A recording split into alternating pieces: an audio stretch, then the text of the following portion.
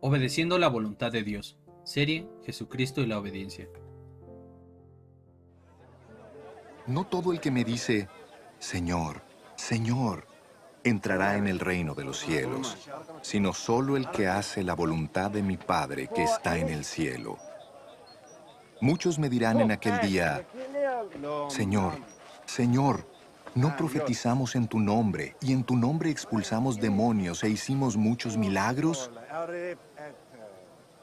Entonces les diré claramente, jamás los conocí.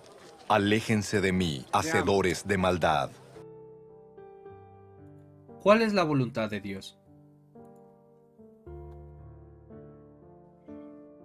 Esta pregunta atormenta a muchos, inspira a otros y desespera a la mayoría, pues de la respuesta correcta a esta pregunta depende la vida misma, no solo en esta tierra, sino aún después de la muerte.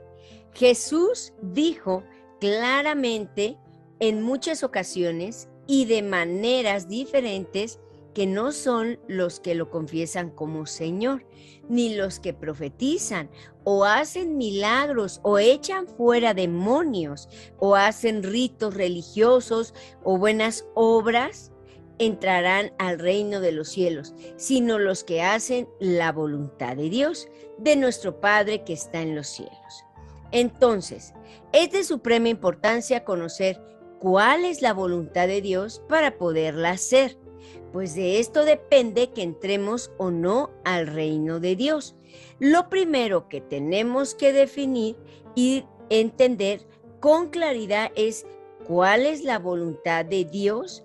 Lo segundo es entender cómo es la voluntad de Dios para poder distinguirla de la voluntad humana, de la carne, del mundo y del diablo. Lo tercero es saber cuál es el resultado de hacer la voluntad de Dios para poder comprobar y corroborar que la estamos haciendo. Jesucristo habló mucho acerca de la voluntad de Dios en 2 ocasiones. Dijo, esta es la voluntad del Padre. En Juan 6:39 y 40. La primera tiene que ver con la obediencia de Jesús y la segunda con la nuestra. La voluntad del Padre para Jesús es que no se pierda ninguno de los que creen en Él y que los resucite en el día final. La voluntad del Padre para nosotros es que creamos en Jesús, lo cual implica conocer su palabra, tener sus mandamientos y guardarlos en nuestro corazón. Y por ahí es por donde debemos empezar para conocer la voluntad de Dios. Leyendo, estudiando, conociendo y entendiendo los evangelios y el Apocalipsis, porque ahí están registradas las palabras y enseñanzas y hechos de Jesús. De ahí se deriva todo lo demás. Y, como veremos en esta lección, el Espíritu Santo define en 6 ocasiones, más en el Nuevo Testamento, cuál es la voluntad de Dios con absoluta claridad, confirmando las palabras y enseñanzas de Jesús. Eso es lo que se conoce como la voluntad directa de Dios, pues no hay lugar a interpretaciones ni conjeturas, pues dice específicamente la voluntad de Dios es. Primero que nada, debemos enfocarnos en ordenar nuestras vidas para que estemos haciendo estas 7 cosas para tener la seguridad de que estamos haciendo la voluntad de Dios en nuestras vidas. Obviamente, ese solo es el principio y partiendo de ahí estaremos capacitados para hacer la voluntad ordenada de Dios, la voluntad de Dios deducida del contexto, la voluntad de Dios revelada personalmente y voluntad de Dios por medio de la conciencia, las cuales analizaremos detalladamente en esta lección. Como segundo paso, debemos entender cómo es la voluntad de Dios para poder distinguirla de todas las demás voluntades que se oponen, resisten y luchan contra la voluntad de Dios. El Espíritu Santo definió claramente en la Biblia, en Romanos 12:2, que la voluntad de Dios es buena, es agradable y es perfecta. Estamos tan bombardeados por el mundo en los medios masivos de comunicación por donde el diablo vomita toda su ideología para robar, matar y destruir. Fíjense que hoy en día a lo bueno le llaman malo y a lo malo le llaman bueno. Y se han invertido las cosas. El Espíritu Santo nos dice lo que debemos hacer para comprobar que la voluntad de Dios es buena, agradable y perfecta. No conformándonos a este mundo, es decir, no imitar sus conductas ni sus costumbres, sino más bien transformarnos por medio de la renovación de nuestro entendimiento, lo que implica dejar que Dios nos transforme en personas nuevas al cambiar nuestra manera de pensar. Muchas cosas que antes de conocer a Cristo pensábamos que eran buenas, descubrimos que eran desagradables y abominables a Dios. Y hacer la voluntad de Dios consiste en arrepentirnos de eso, dejar de hacerlo y aprender a hacer lo que Dios manda en su palabra. Cuando dejamos de hacer lo malo y aprendemos a hacer lo bueno, descubrimos entonces que efectivamente la voluntad de Dios es buena, agradable y perfecta. El tercer paso, entonces, consiste en saber cuál es el resultado de hacer la voluntad de Dios para poder comprobar y corroborar que sí estamos haciendo la voluntad de Dios. Jesús enseñó que los que hacen la voluntad de Dios entran al reino de los cielos. El reino de los cielos de Dios se revela en la Escritura en dos planos. El presente, que es en esta vida, y el futuro, después de la muerte. Romanos 14 y 1 de Corintios 4 definen lo que es y no es el reino de Dios. El reino de Dios no consiste en comida, ni bebida, ni palabras, es decir, en cosas externas, entre ritos, en tradiciones humanas. El reino de Dios consiste en justicia, paz, gozo y poder en el Espíritu Santo. Hagámonos a nosotros mismos estas preguntas sencillas. ¿Todo lo que hago es correcto y honesto en el trabajo y mis relaciones? ¿Experimento la paz de Dios o vivo con miedo o intranquilidad? ¿Experimento el gozo de Dios o la tristeza y la depresión gobiernan mi vida? ¿Tengo victoria ante las tentaciones o vivo en debilidad, recayendo una y otra vez en lo que sé que es malo?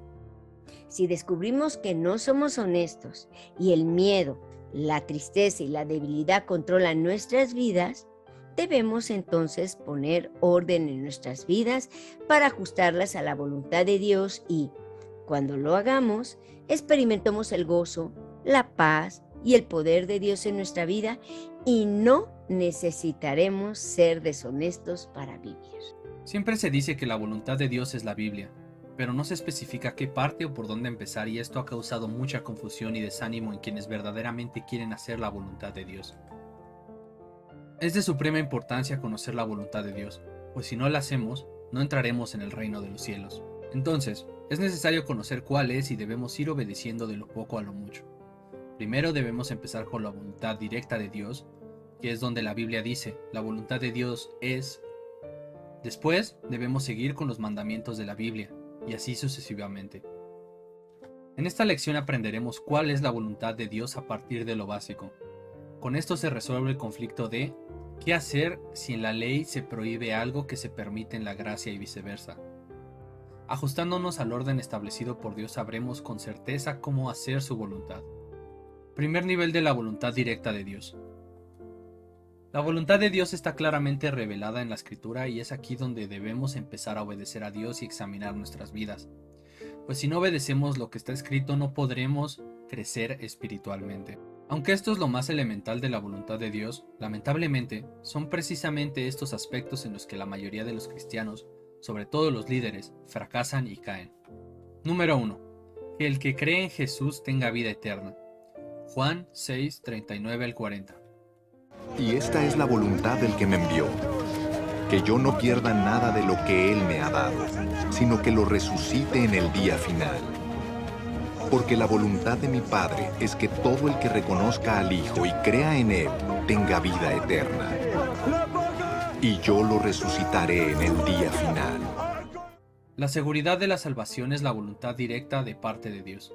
Desafortunadamente, la mayoría empieza creyendo y amando a Jesús, pero son desviados a doctrinas diversas y extrañas y se apartan de la fe de Jesús y viven atemorizados y esclavos del pecado.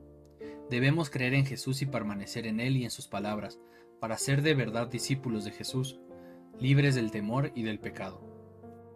Número 2. Que nos apartemos de fornicación. Primera de Tesalonicenses 4:3. La voluntad de Dios es que sean santos. Entonces aléjense de todo pecado sexual. Es interesante que la segunda mención a la voluntad de Dios en el Nuevo Testamento tiene que ver con el pecado sexual, acerca de lo cual Jesús nos advirtió fuertemente y el Espíritu redarguye en toda la Biblia, y es el pecado más común en el que caen los líderes espirituales. La pureza sexual es lo más elemental en la obediencia, lo primero que debemos arreglar y, sin embargo, en lo que más fallan los cristianos. ¿Qué mandamientos de la Biblia debemos obedecer? En toda la Biblia hay más de 1200 mandamientos. Hay 613 en el Antiguo Testamento. Jesucristo dio 260 mandamientos a sus discípulos y 40 mandamientos a los judíos y a otros en los evangelios. El Espíritu Santo dio 300 mandamientos en el Nuevo Testamento, eso da 1213 o puede ser más, ¿no? ¿Cuál de todos esos mandamientos debemos obedecer o los debemos obedecer todos? ¿Con cuáles empezamos? Muchos enseñan que Jesús resumió todos los mandamientos en dos: amar a Dios y amar al prójimo. Pero como ya habíamos visto en la lección anterior, si analizamos las 3 ocasiones en que Jesús mencionó esos 2 mandamientos, fue en respuesta a sus opositores, a sus enemigos que lo estaban probando y tentando para ver si de verdad sabía lo que los rabinos judíos sabían de si era o no un verdadero rabino. Los judíos clasificaron los 613 mandamientos por orden de importancia, desde el más importante, el más grande, el principal, hacia abajo hasta el menor, y definieron que el principal mandamiento de la ley era el de Deuteronomio capítulo 6 versículo 5: amarás a Jehová con todo tu corazón, de toda tu alma y con todas tus fuerzas. Y el segundo más importante era el de Levítico 19:18: amarás a tu prójimo como a ti mismo. Ojo, hago énfasis en esto porque Jesús no mandó estos 2 mandamientos. Es muy interesante y notable que Jesús nunca mandó eso a sus discípulos en los evangelios, ni tampoco el Espíritu nos mandó a nosotros amar a Dios y amar al prójimo en el Nuevo Testamento. ¿Por qué? Porque ya no estamos bajo el pacto de la ley, sino bajo el pacto de la gracia. Y en este nuevo pacto, la ley de Dios ha sido puesta en nuestros corazones y ha sido escrita en nuestras mentes. No se nos ordena amar a Dios porque somos sus hijos. Hemos sido engendrados por Dios, Él es nuestro Padre. Y amar a Dios está en nuestra nueva naturaleza. Amamos a Dios porque Él nos amó primero, porque el que ha nacido de nuevo es una nueva criatura, y esa nueva criatura ama a Dios por instinto espiritual, por así decirlo. Las últimas palabras de Jesús antes de ascender al cielo fueron estas: toda potestad me es dada en el cielo y en la tierra. Por tanto, vayan y hagan discípulos a todas las naciones, bautizándolos en el nombre del Padre y del Hijo y del Espíritu Santo, y enseñándoles que guarden todas las cosas que les he mandado. Y aquí yo estoy con ustedes todos los días hasta el fin del mundo. Amén. Claramente estableció allí en sus últimas palabras en Mateo 28, 19 y 20, que debemos obedecer los mandamientos de Jesucristo, todas las cosas que mandó guardar a sus discípulos. Aquí pudo haber dicho, y no se olviden de guardar la ley y de celebrar las fiestas judías o del tabernáculo, de un montón de cosas, pero no lo hizo, lo que significa que son los mandamientos de Jesús en los que nos debemos enfocar. Tristemente, muchos cristianos hoy viven confundidos, desorientados, guardando los mandamientos de la ley y de la gracia, guardando el sábado y guardando el domingo, celebrando las fiestas judías, algunos aprendiendo el idioma hebreo, porque sinceramente quieren hacer la voluntad de Dios, pero están sincera y terriblemente equivocados. Jesús dijo que no vino a abolir la ley, sino a cumplirla. Jesús es el fin de la ley, el cumplimiento de la ley. ¿Significa eso que podemos desechar la ley, tirar el Antiguo Testamento e ignorarlo? Absolutamente no. Pero nos lleva a la pregunta, ¿qué mandamientos de la ley debemos entonces obedecer y cuáles no? Ese asunto de qué mandamientos de la ley, de esos 613, porque amar a Dios ya no se nos manda, porque amamos a Dios porque somos sus hijos. Entonces, yo no le tengo que mandar a mis hijos que me amen, que me respeten, sí, pero que me amen no, porque la sangre tiene poder y por la sangre me aman aunque no quieran. Amamos a Dios así. Pero de los mandamientos que quedan, de los 600 y pico, ¿cuáles debemos nosotros obedecer y cuáles no? Ese asunto se convirtió en un problema grave en los primeros años de la iglesia, pues había algunos que enseñaban que los cristianos debían circuncidarse y guardar la ley de Moisés. Entonces se convocó a una reunión en Hechos capítulo 15, léalo con atención si es que tiene dudas respecto a esto, y estaban allí los apóstoles, los ancianos, los hermanos, la iglesia, y después de mucha discusión y debate, el Espíritu Santo reveló que de los 613 mandamientos de la ley, es necesario para nosotros, los no judíos, porque los judíos tienen que seguir guardándolos, eso es para ellos, pero de esos 613 se nos imponen 4 mandamientos del Antiguo Testamento. De acuerdo a Hechos 15, 28 al 29, son estos. Dice así: porque ha parecido bien al Espíritu Santo y a nosotros no imponerles ninguna carga más que estas cosas necesarias, que se abstengan de lo sacrificado a los ídolos. Eso tiene que ver con la idolatría, de sangre, eso tiene que ver con el ocultismo, de ahogado, eso tiene que ver con el espiritismo, y de fornicación, el pecado sexual. Por eso estamos en este punto de abstenernos de fornicación, de santificarnos. Estamos contestando esta pregunta que es vital. Y pues continúa, de las cuales cosas, si os guardareis, bien haréis, pasadlo bien. Eso dice Hechos 15, 28 al 29. Entonces, resumiendo, debemos abstenernos, evitar a toda costa 4 cosas: idolatría, fornicación, ocultismo y espiritismo. Por eso el peligro de participar en el Halloween y las tradiciones del Día de los Muertos, porque tienen que ver no solo con idolatría, porque hay cosas sacrificadas a los ídolos, sino con el ocultismo. El ocultismo es el culto a Satanás y a los demonios. Y el espiritismo, que es el culto o la comunicación con los muertos. ¿Ven lo grave que es? Cada año en este país y en muchos otros se violan estas tres cosas que son las que más daño hacen.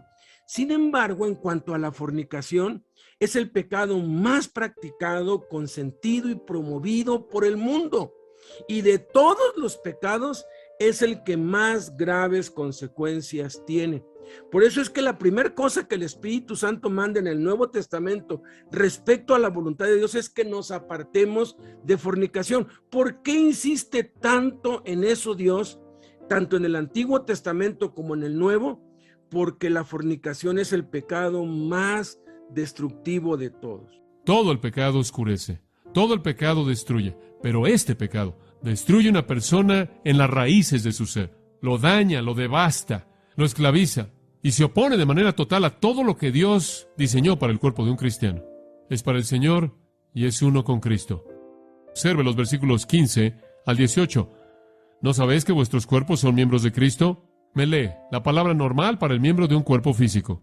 ¿Quitaré, pues, los miembros de Cristo y los haré miembros de una ramera? Me genoito. De ningún modo, que nunca suceda. Él dice, miren, ustedes son uno con Cristo. Ustedes son los miembros de Cristo. Cuando fueron salvos, fueron unidos a Cristo. Cada uno de nosotros es un miembro de su cuerpo, ¿no es cierto? Efesios 1, 22 y 23. 1 Corintios capítulo 12, Romanos capítulo 12, versículo 5. Todos fuimos hechos uno con Cristo en su cuerpo. Y si estamos cometiendo actos de pecado, estamos uniendo a Cristo a esa prostituta. Que Dios nos guarde. El pecado sexual es nauseabundo. Es impensable que yo usara a Jesucristo en una relación sexual. ¿Puede imaginarse si Cristo estuviera en la tierra acercándose a Él y diciéndole, Señor, voy aquí a cometer adulterio? ¿Serás tan amable de venir conmigo y participar conmigo? Él diría, MacArthur, eso es blasfemo. Más vale que usted lo crea, pero no es más blasfemo que un cristiano cometa adulterio porque está arrastrando a Cristo en eso, ¿verdad? Usted es un miembro de Cristo. El sexo es una unión de dos convirtiéndose en uno. De esta manera, en la inmoralidad de un cristiano, hay más blasfemia vulgar de hacer a Cristo uno con ese pecado. El sexo no es solo biológico, no, es espiritual, es dos convirtiéndose en uno. Así es como Dios lo diseñó, une a dos personas. Esa es la razón por la que el Antiguo Testamento dijo, cuando hay dos personas solteras, si un hombre yace con una mujer, entonces se casa con ella. ¿Por qué? Porque han consumado una unión espiritual. Y esa es la razón por la que la Biblia dice que cuando el adulterio es cometido, eso es plataforma de divorcio. ¿Por qué? Porque han consumado una unión afuera del matrimonio. Dos volviéndose uno no es solo biológico, conforme se integran dos personas en las partes más profundas de su ser. Y esa es la razón por la que C.S. Lewis dice que lo que usted tiene es un vínculo espiritual eterno que va a ser disfrutado eternamente o soportado eternamente. Los corintios o cualquier cristiano que comete un acto de pecado sexual arrastra a Jesucristo en él. Pero observe lo que dice en el versículo 16. ¿O no sabéis que el que se une con una ramera es un cuerpo con ella? Sí, es correcto, porque dice los dos serán una sola carne. Cuando usted se une con una prostituta, usted se vuelve una carne con esa prostituta en el sentido más profundo de comunión de su ser. El acto sexual no es solo biológico, es la unión de dos personas en el sentido más íntimo, profundo. Cuando usted hace eso con una prostituta, usted ha realizado esa unión con esa prostituta. Cuando usted lo hace con alguien más, cuando usted lo hace con alguien afuera de su matrimonio, usted ha formado una unión con esa persona y si usted está unido a Jesucristo, usted lo ha arrastrado ahí. Versículo 17. Pero el que se une al Señor, ¿es qué? Un espíritu es con Él. Usted es uno con Él. ¿Cómo usted podría llegar a arrastrarlo a Él, a eso? Siendo uno con Él. El resultado, dice Él en el versículo 18, huid de la fornicación, del pecado sexual. Sálgase de ahí. ¿Sabe usted cuál es la manera más inteligente de enfrentar el pecado sexual? Simplemente sálgase de ahí. Yo dije, usted no puede tener un problema si no está cerca. Como usted sabe, José fue un hombre inteligente. Él llegó ahí y la esposa de Potifar comenzó a buscarlo. José, eres lo máximo. José simplemente se dio cuenta de que había una manera de salir de esto. Él salió como un disparo. Ella se aferró a la túnica de él y fue lo único con lo que se quedó. Ella no estaba ahí. Dice usted, no, voy a enfrentarlo, le voy a ganar la victoria. Eso es ridículo. Sálgase de ahí. Bueno, debo saber cómo es que el mundo vive. Tengo que saber cómo funcionan estas cosas y mostrar mi fuerza. Simplemente sálgase de ahí. En 2 Timoteo 2:22 dice, huye de las pasiones juveniles. Sálgase de ahí. No se sienta y recíbalo, sálgase. Si usted está viendo algo que no es bueno, sálgase de ahí. Si usted está leyendo algo que no es bueno, simplemente tírelo. Si usted está en una situación que va en la dirección de hacer concesiones, lo siento, muévase, váyase. Dice usted, bueno, no van a entender. Bueno, ¿a quién le importa si entienden? Simplemente sálgase de ahí. Hay algunas soluciones simples, ¿no es cierto? No es complicado. Además, versículo 18. Cualquier otro pecado que el hombre cometa está fuera del cuerpo, mas el que fornica o pecado sexual contra su propio cuerpo peca. Ahora es muy difícil entender lo que Pablo quiso decir, porque realmente no lo explica. Pero lo que creo que él quiere decir es esto, que mientras que la inmoralidad sexual no necesariamente es el peor pecado, es el más excepcional en sus consecuencias. Tiene una manera de destruir internamente un hombre y una mujer como ningún otro pecado lo hace. ¿Por qué? Porque de todos los pecados es el único pecado que es la unión espiritual de dos personas. Usted puede cometer otros pecados y esos otros pecados podrían ser superficiales, podrían afectarlo a usted a cierto nivel, pero el pecado de intimidad sexual con alguien más es la unión más profunda de dos personas y por lo tanto tiene una capacidad única de destruir un hombre al nivel de las raíces mismas de su ser.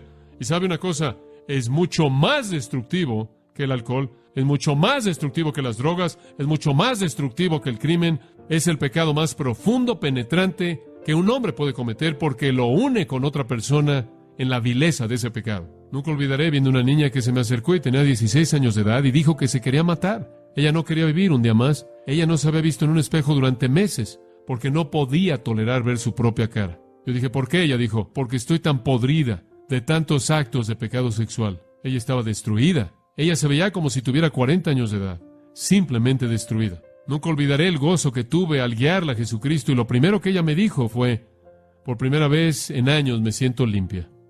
Eso es gracia. Gracias a Dios. Todo el pecado oscurece, todo el pecado destruye, pero este pecado destruye una persona en las raíces de su ser. Número 3. Dar gracias en todo. Primera de Tesalonicenses 5:18. Sean agradecidos en toda circunstancia, pues esta es la voluntad de Dios para ustedes, los que pertenecen a Cristo Jesús. El lenguaje del cielo es la alabanza, y el del infierno la quejabanza. Quien se queja y está amargado, está viviendo en pecado. Israel no entró en la tierra prometida porque, en vez de dar gracias, se quejó ante cada prueba. Debemos dar gracias en todo y por todo. Efesios 5:20 también lo dice. Dando siempre gracias por todo al Dios y Padre, en el nombre de nuestro Señor Jesucristo. Número 4. Hacer el bien. Primera de Pedro 2:15. La voluntad de Dios es que la vida honorable de ustedes haga callar a la gente ignorante que los acusa sin fundamento alguno. Hacer el bien es lo contrario a hacer el mal. En esto consiste la verdadera conversión a Cristo, dejar de hacer lo malo y aprender a hacer lo bueno. Número 5. Padecer por el Evangelio. Primera de Pedro 3:17. Recuerden que es mejor sufrir por hacer el bien, si eso es lo que Dios quiere, que sufrir por hacer el mal. Todo el que quiera vivir una vida de sumisión a Dios en Cristo sufrirá persecución. Es inevitable. Si no estamos padeciendo persecución o molestias por el Evangelio, entonces no estamos haciendo la voluntad de Dios. Esta es una señal visible de quien obedece a Dios y quien no. Número 6. No vivir conforme a nuestros deseos. Primera de Pedro 4:2. No pasarán el resto de la vida siguiendo sus propios deseos, sino que estarán ansiosos de hacer la voluntad de Dios. Significa no salirnos siempre con la nuestra, no ganar todas las discusiones, no tener siempre la razón. Es negarnos a nosotros mismos y aprender a perder y ceder, dejar el egoísmo, renunciar al yo. Número 7. Que trabajemos. Efesios 6:5-6.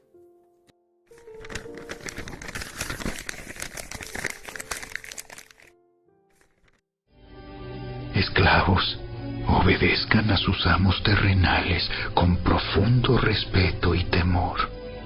Sírvanlos con sinceridad, tal como servirían a Cristo.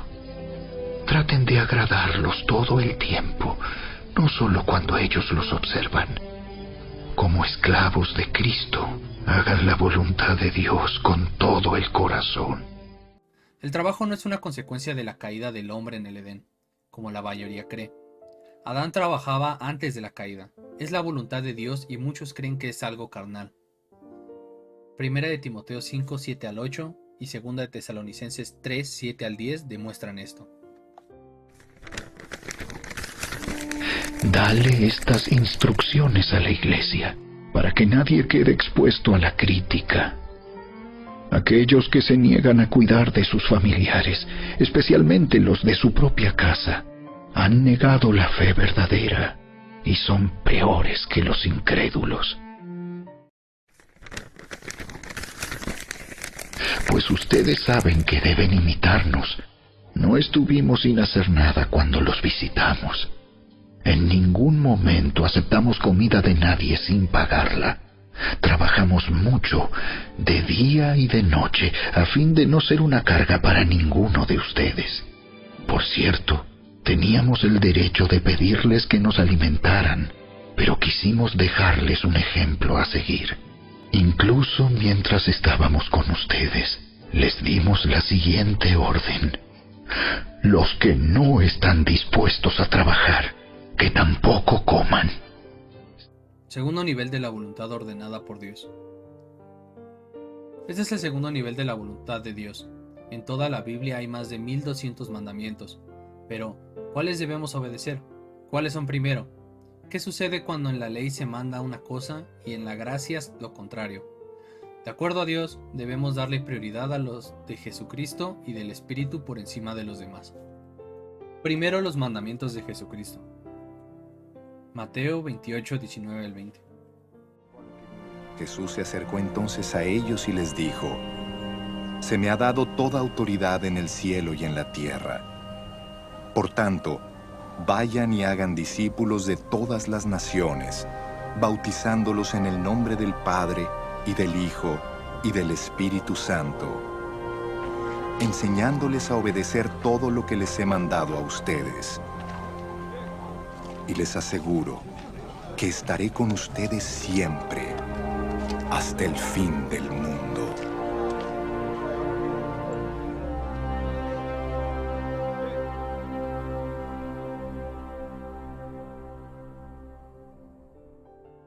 Jesucristo dio 260 mandamientos a sus discípulos. Segundo, los mandamientos del Espíritu Santo. Juan 16, 12 al 13 y Apocalipsis 2, 7. Muchas cosas me quedan aún por decirles, que por ahora no podrían soportar. Pero cuando venga el Espíritu de la verdad, Él los guiará a toda la verdad, porque no hablará por su propia cuenta, sino que dirá solo lo que oiga, y les anunciará las cosas por venir.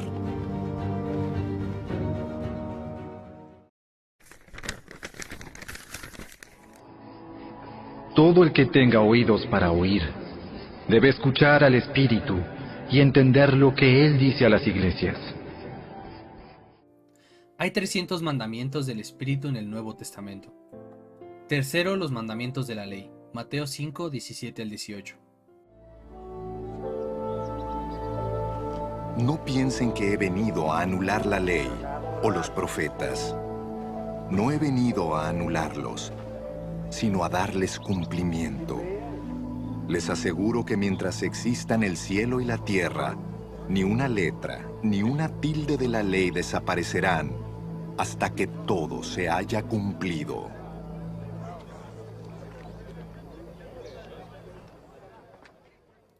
Hay 613 mandamientos en el Antiguo Testamento, incluidos los 10 del Monte Sinaí. Tercer nivel, la voluntad deducida del contexto. Primera de Corintios 2, 12 al 13. Pero fue a nosotros a quienes Dios reveló esas cosas por medio de su Espíritu. Pues su Espíritu investiga todo a fondo y nos muestra los secretos profundos de Dios. Nadie puede conocer los pensamientos de una persona excepto el propio Espíritu de esa persona. Y nadie puede conocer los pensamientos de Dios excepto el propio Espíritu de Dios. Y nosotros hemos recibido al Espíritu de Dios, no al espíritu del mundo, de manera que podemos conocer las cosas maravillosas que Dios nos ha regalado. Les decimos estas cosas sin emplear palabras que provienen de la sabiduría humana. En cambio, hablamos con palabras que el Espíritu nos da, usando las palabras del Espíritu para explicar las verdades espirituales. La Biblia no prohíbe explícitamente fumar y usar drogas. Sin embargo, analizando el contexto de un pasaje, se puede deducir que son pecado. De igual modo se puede deducir todo lo demás. ¿Cómo podemos deducir si algo es la voluntad de Dios o no? A veces en la vida nos encontramos con situaciones y circunstancias que no están escritas explícitamente en la Biblia. Por ejemplo, la Biblia no menciona ni el cigarro, ni las drogas, ni las computadoras, ni el internet o los celulares, por mencionar algunas cosas. Tampoco nos dice que debemos estudiar o que nos debemos dedicar en específico, o dónde debemos vivir o con quién nos debemos casar. Sin embargo, la Biblia sí contiene principios espirituales y verdades que nos sirven de guía para saber qué situaciones y circunstancias son la voluntad de Dios y cómo podemos conocer la voluntad de Dios personal para nuestra vida. Para nuestras vidas. Ciertamente la Biblia no menciona el tabaco, el cigarro, y muchos llegaron a concluir en los años 60 que no era malo, que no era un pecado fumar, y la mayoría de los rabinos, hasta judíos, ortodoxos, hasta el día de hoy. Todos los rabinos en Israel, todos fuman mucho. Por no mencionar los obispos, los sacerdotes católicos, algunos líderes evangélicos de ciertas denominaciones en particular, comenzaron a fumar y el cigarro se convirtió en un vicio para ellos. Y pensaban que no estaban en pecado y que no tenían nada malo que estaban haciendo. Pero sufrieron las consecuencias inevitables, y en la década de los 90 la mayoría de esos líderes y obviamente sus seguidores contrajeron cáncer, enfisema pulmonar y demás enfermedades asociadas al consumo del tabaco, que ya está demostrado por la Organización Mundial de Salud como un producto que sí produce cáncer, y se ha prohibido su consumo en lugares públicos, y en muchos países solamente se vende con prescripción médica a quienes están bajo tratamiento para dejar de fumar. Porque el cigarro se convirtió en un problema muy grave de salud a nivel mundial y una de las principales causas de muerte. ¿Por qué tantos líderes espirituales y estudiosos de la Biblia no pudieron discernir que fumar era pecado y que traía graves consecuencias, y simplemente se basaron en que, como la Biblia no dice nada acerca del cigarro, entonces no es malo? La razón es que no supieron deducir la voluntad de Dios basada en el contexto de lo que ya está escrito en 1 Corintios 3:16, 17 nos dice: ¿no sabéis que sois templo de Dios y que el Espíritu de Dios mora en vosotros? Si alguno destruyere el templo de Dios, Dios le destruirá a él. Porque el templo de Dios, el cual sois vosotros, santo es.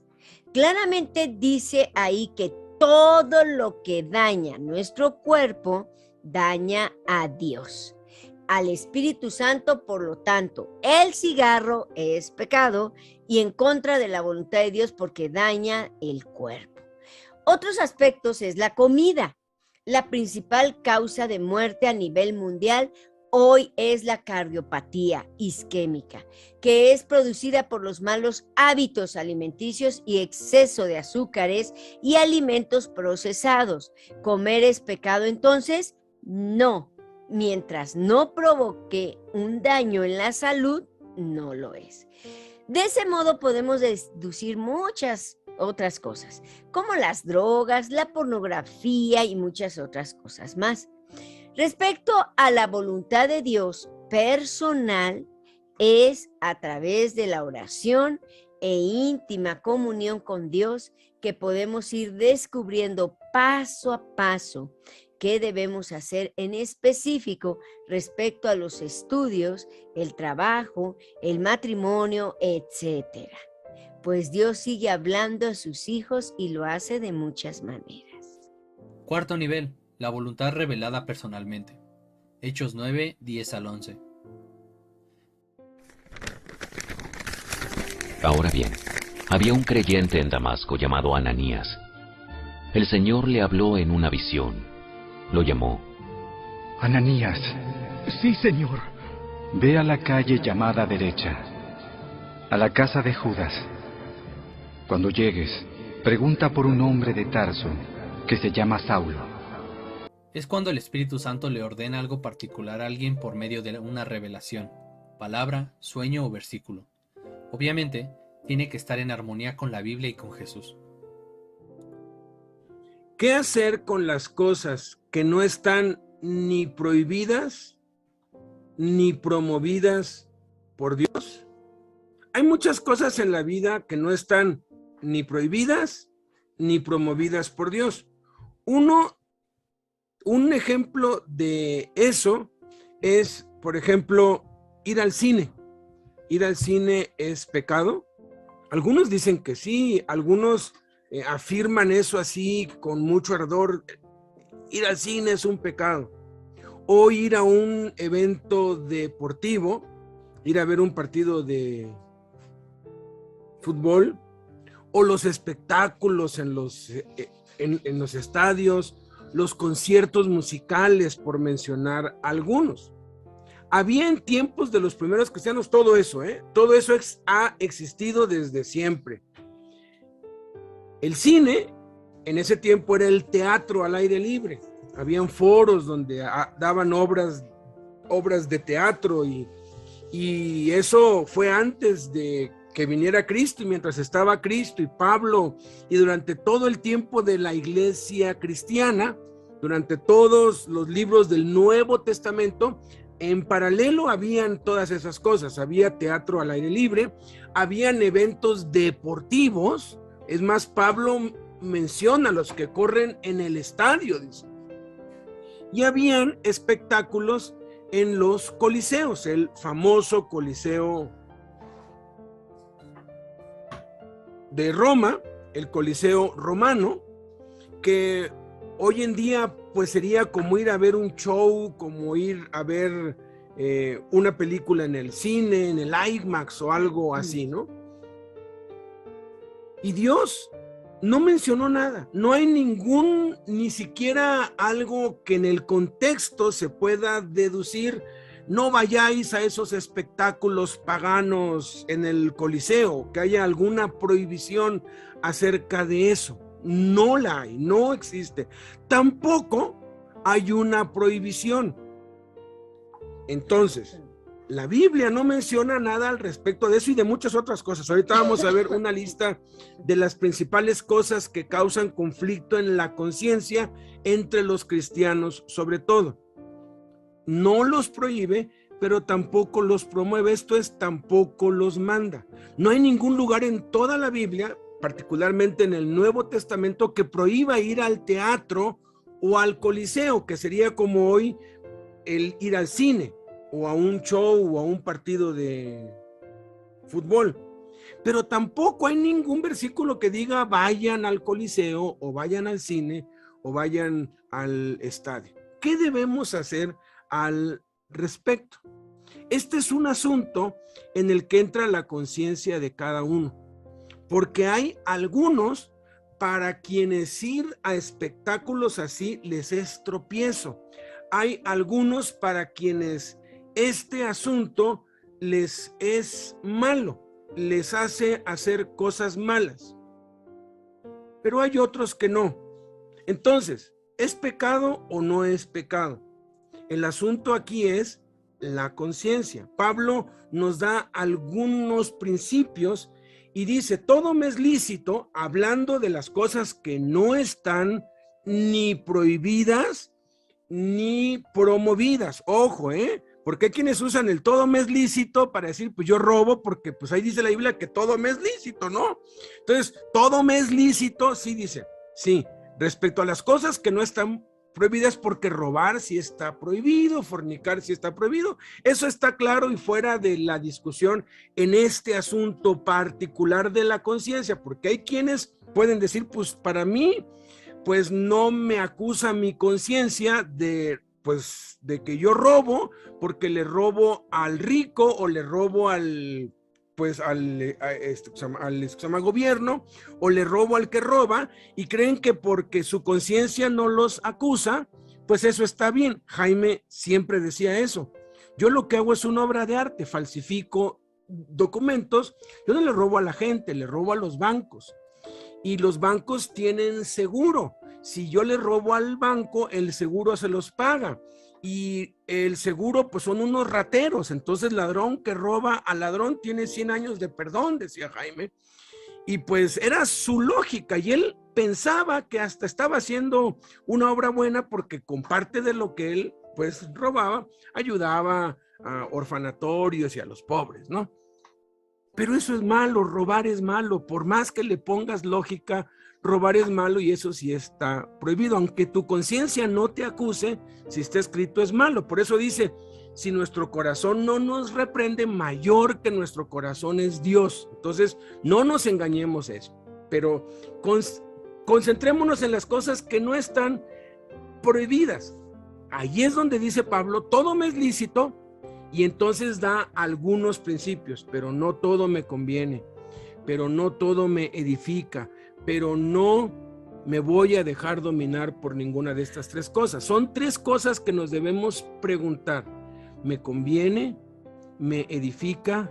¿Me domina? Porque el deporte como el fútbol, pues no podemos decir que sea pecado, pero tampoco podemos decir que no. Yo conocí a un siervo de Dios, hoy un siervo de Dios, que perdió trabajo, familia, perdió todo el dinero que tenía, lo perdió todo porque era aficionado a las Chivas.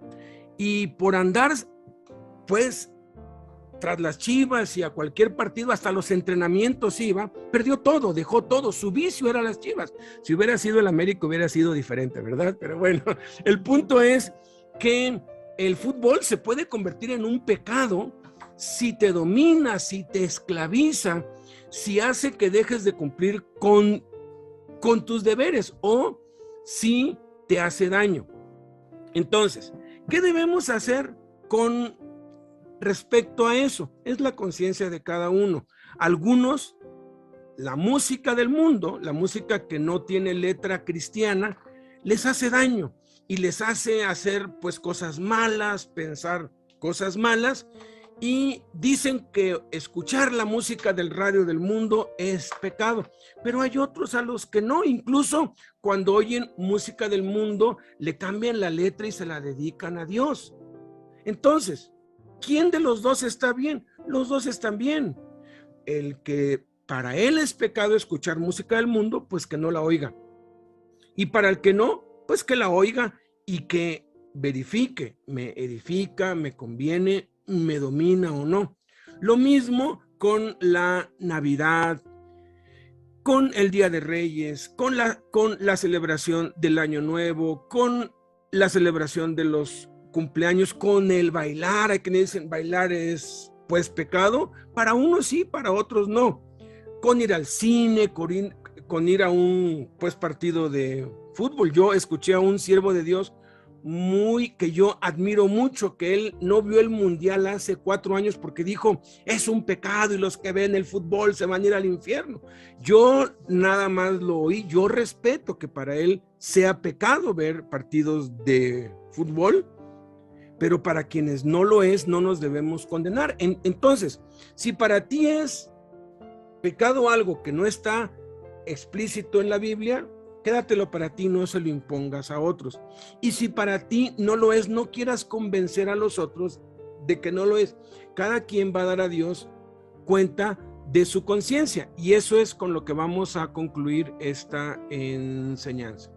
Quinto nivel, la voluntad por medio de la conciencia. Romanos 2:15.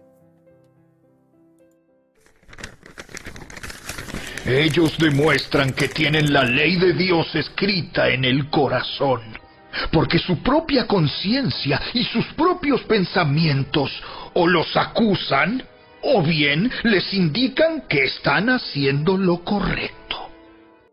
Esto aplica a todo lo que no está ni prohibido ni promovido en la Biblia, como la música, días de fiesta y muchos otros asuntos.